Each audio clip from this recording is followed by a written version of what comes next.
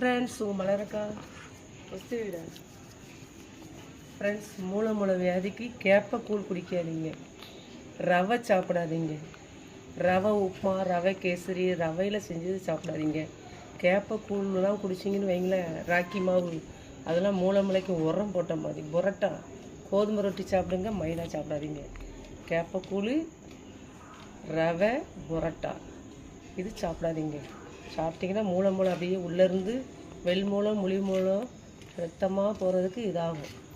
என்ன, ஒரு தேயிலை டீ தண்ணியில் நல்லா வற்ற வச்சு ஒரு எலுமிச்சம்பழத்தை புழிஞ்சி டெய்லி ஒரு வாரம் குடிங்க. மூலம் அப்படியே காஞ்சி விழுந்துடும்.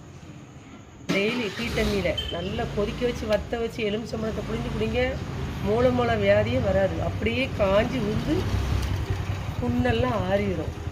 ஃப்ரெண்ட்ஸ், நான் சொன்ன மாதிரி செஞ்சு பாருங்கள், நல்ல குணமாகும்.